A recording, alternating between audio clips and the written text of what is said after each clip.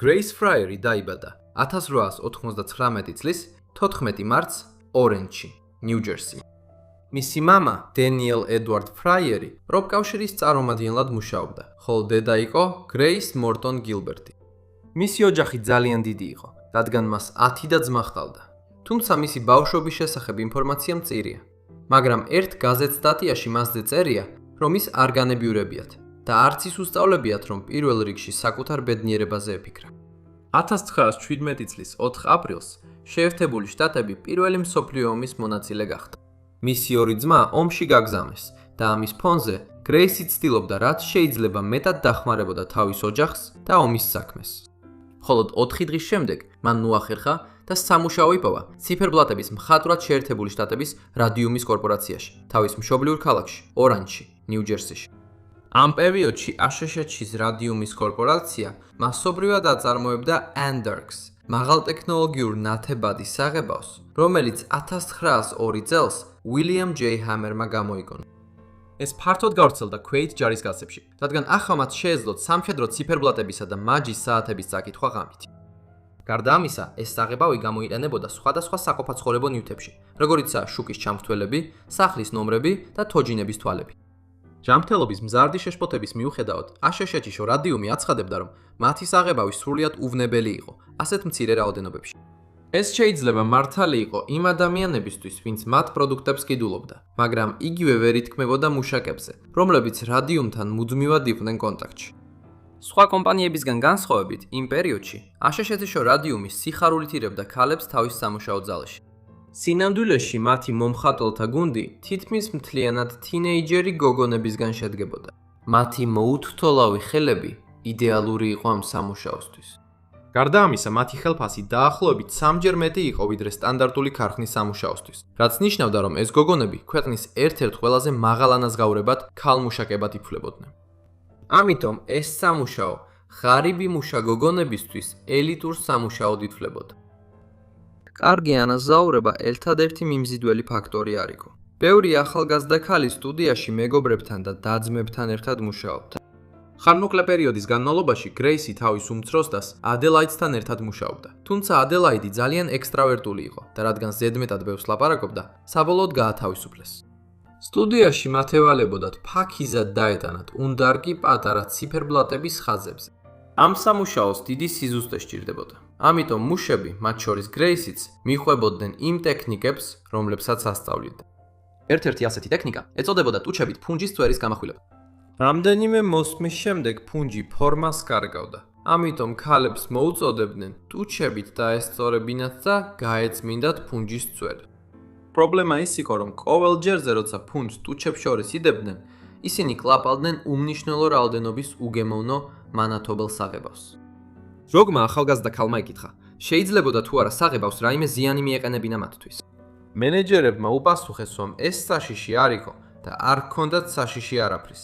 დაარწმუნეს ისინი, რომ საღებავის მცირე რაოდენობით მირების ერთადერთი გვერდითი ეფექტი იყო ლოყების გაწითლება. იმ დროს ბევრი ადამიანი ფიქრობდა, რომ რადიუმის მცირე რაოდენობა სინამდვილეში სასარგებლო იყო ჯანმრთელობისთვის. რადიუმს ეკლამირებდნენ როგორც სამედიცინო ელექსირს, რომელიც ყველა სახის დაავადების სამკურნალოდ გამოიყენებოდა. სასაცილოდ ბევრი გოგონა ღამით ნათებად საღებავს ისვამდა კაბებზე, ფრჩხილებზე და ზელფს კბილებზეც კი, რათა ღამით გაებწკინათ და გამორჩეულიყვნენ სხვებისგან. ახალგაზრდებს ძალიან უყვარდათ ის ნათება, რასაც საღებავი ასხივებდა. დროთა განმავლობაში ბევრი მუშაც კი ღამით ნათებად იწყებდა. ეს საშინელი ნიშანი იყო, მაგრამ მათ ამის შესახებ წარმოდგენაც არ ჰქონდათ. ეს უბედური მუშები მოგვიანებით მოჩვენება გოგონებს უწოდებდნენ.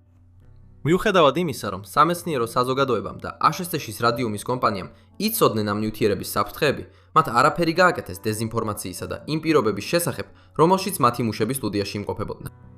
ეს იმიტომ მოხდა, რომ რადიუმის კომპანიები აფინანსებდნენ კვლევებს, რომლებიც მიუთითებდნენ რადიუმის მცირე რაოდენობის დადებით ეფექტებზე, რის გამოც გაზეთები წერდნენ, რომ ეს ჩვენს სიცოცხლეს წლებს შემატებდა.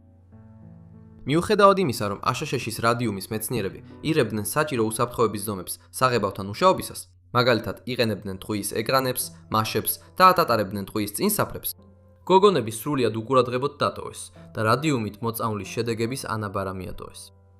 რამდენიმე წლის განმავლობაში ქარხანაში მუშაობის შემდეგ ყველაფერი საკმაოდ ნორმალურად გამოიყურებოდა.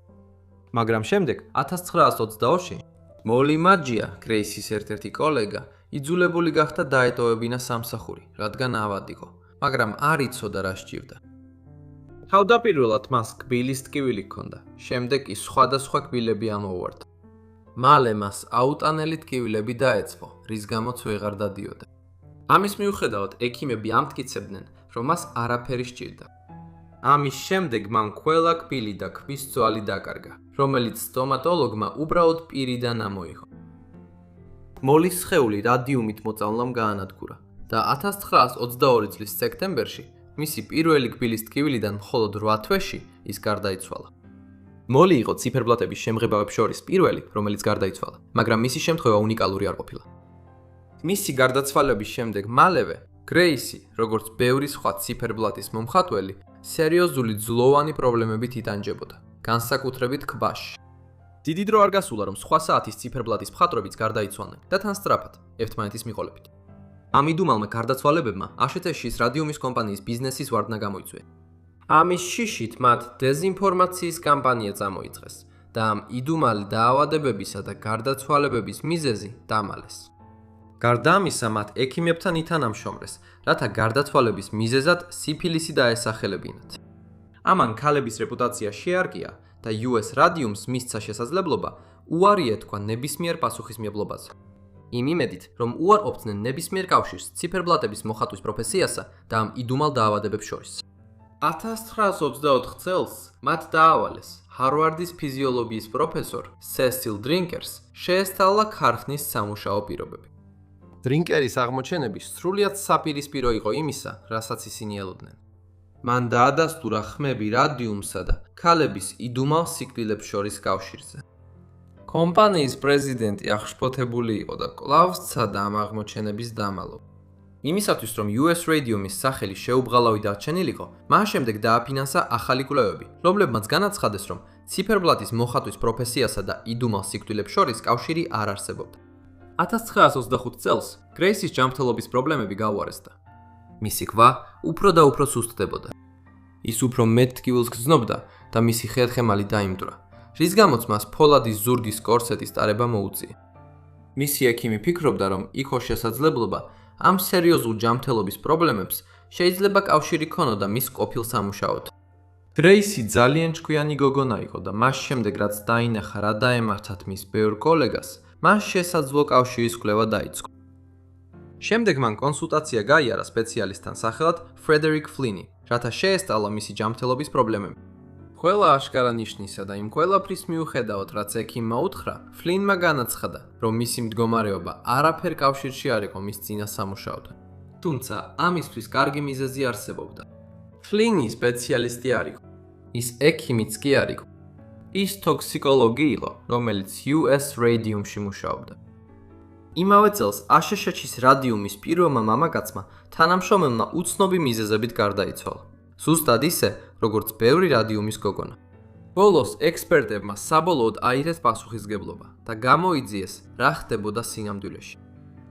დრინკერის თავდაპირველი ანგარიში ჩაახშეს და ის მხოლოდ სამეცნიერო საზოგადოების ცოდნით შემოიფარგლა. ამ მიზეზით რადიუმის გოგონებს უჭირდათ დაემტკიცებინათ, რომ ფართოდ გავრცელებული რწმენა, თითქოს მცირე რაოდენობით რადიუმი უსაფრთხო იყო, მცდარია.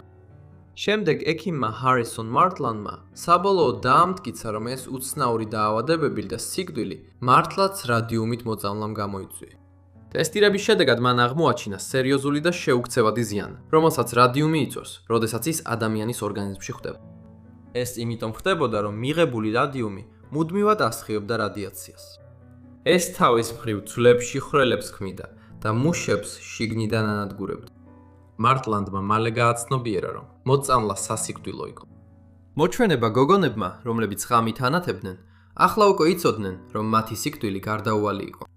Grace Fryery შემდეგ გახდა მთავარი ძალა ASHT-ის რადიუმის წინააღმდეგ სარჩელის წამოწყებაში. მიუხედავად იმისა, რომ ჯანმრთელობის სერიოზული რისკები ახლა უფრო ცნობილია, მთელ შტატებში ციფერბლატის მხატვრებს კვლავაც ასაქმებდნენ. Grace ჯეროდა, რომ მას ბევრი დრო აღარ ჰქონდა დარჩენილი, მაგრამ მას სარჩელი შეტანის კარგი მიზეზი ჰქონდა. მან თქვა: "მე საკუთარ თავზე არ დარდობ.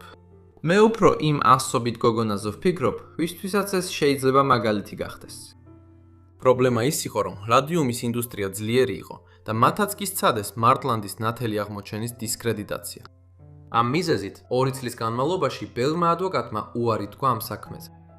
ამ სირთულეების მიუხედავად, მისი გამძლეობა და გონიერება საბოლოოდ მიიპყრო ახალგაზრდა ადვოკატის, რეიმონდ ბერის ყურადღება, რომელიც მზად იყო ეს საქმე ეწარმოებინა. მან საჩელი შეიტანა აშეტეშის რადიუმის წინააღმდეგ, წარმოადგენდა გრეის და კიდევ 4 ციფერბლატის მხატვარს, თითოეულისთვის $250,000 ითხოვდა ზარალის ანაზრაურებად. დაიწყო სამართლებრივი ბრძოლა. გრეისი და მისი კოლეგები ქვეყნის მასშტაბით სათაურებში ხვდებოდნენ და მალევე ისინი საერთაშორისო სასამართლო სკანდალის ცენტრში აღმოჩნდნენ. ქალების ჯანმრთელობა სწრაფად უარესდებოდა და ნელი სასამართლო სისტემა არაფერს ეხმარებოდა.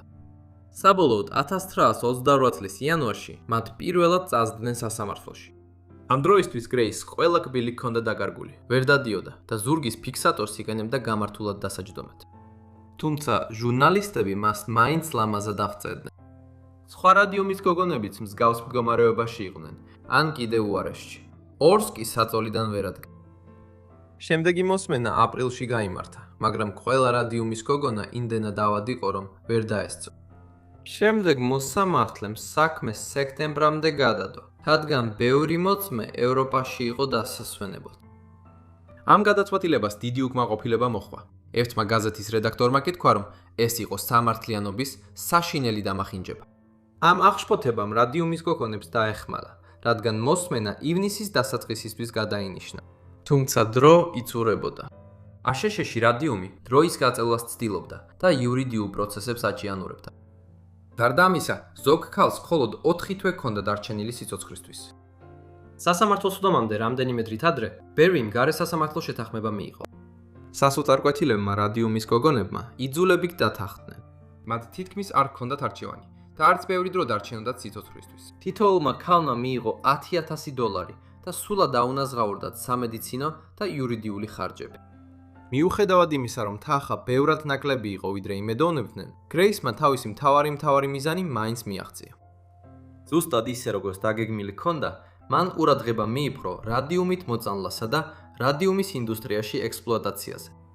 1923 წლის 27 ოქტომბერს გრეის ფრაიერი გარდაიცვალა თავის მშობლიურ ქალაქში, ნიუ-ჯერსიში, 24 წლის ასაკში. მიუხედავად იმისა, რომ ნიუ-ჯერსის რადიუმის გოგონების ძალისხმევა შეიძლება წაგებად ჩაითვალოს, ამან დიდი გავლენა მოახდინა რადიუმის ინდუსტრიასა და შრომის უფლებებზე მთელ ქვეყანაში. ნიუ-ჯერსის რადიუმის გოგონებმა სხვებით დააგონეს. ერთ-ერთი ციფერბლატის მხატვარი, რომელმაც გაზეთში ეს ამბავი წაიკითხა, იყო ქალი სახელად კეთრინ ვულფ დონაჰიუ ილინოისიდან. მან როცა ნახა რა იყო მიღწეული, საკუთარი სამართლებრივი ბრძოლა დაიწყო მე-19-30-იან წლებში.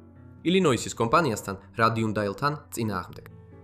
ზუსტად ისე როგორც აშშ-შო რადიუმი, მათ უარყვეს პასუხისგებლობა, იცრუეს და სცადეს დაეფარათ ნებისმიერი კავშირი მათი დასაქმებისა და რადიუმთან დაკავშირებულ სიკვდილებს შორის. ისინი იმდენად შორს წავიდნენ, რომ ჩაერივნენ აუტოპსიებში, რათა დაემალათ სიმართლე.